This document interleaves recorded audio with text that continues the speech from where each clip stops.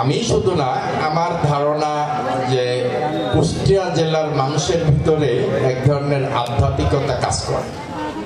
এর প্রধানতম কারণ আমার ধারণা সেটা হচ্ছে যে আমরা জন্মের পর থেকেই কুষ্টিয়া জেলার মানুষ মূলত লালন শাহের প্রতি এক ধরনের দুর্বলতা আমাদের ভিতরে ঢুকে যায়, তার প্রভাব আমাদের ভিতরে থাকে।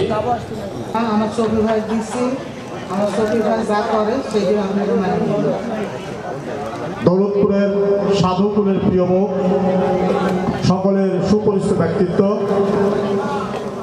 জনাব শফি ফকিরকে মঞ্চে এসে তার বাবার সংক্ষিপ্তভাবে চিৎচারণ করার জন্য অনুরোধ করছি। সাধুগুরুর সর্বচরণে পাপীর মস্তক দণ্ডপাত। শ্রোতাবিন্দু যে যেখানে আছেন আমার আন্তরিক সালাম। বাবাজনেরা, আমি এমন কথা বলবো না, সংক্ষিপ্তভাবে দু একটি কথা আমার বাবার উদ্দেশ্যে। আমার বাবার এটা গায়ের পশমের সমতুল্য আমি নয়। বাবাকে চেনেন ভারত বাংলাদেশ, উনি এক নামে হারমান ফকির। এক বাকি মানুষ চেনে, কিন্তু আমাকে তো চেনে না।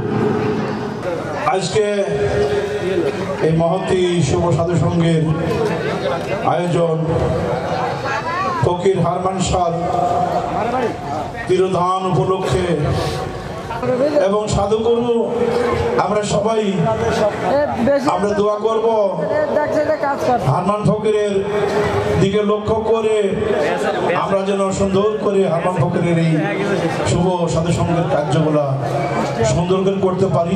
এই যে সর্বত্যাগী আপনার আমার দেহে যে 9টা মুখ, এই 9টা মুখের যে স্বাদকে পরিহার করেছে সেই হলো সাধু।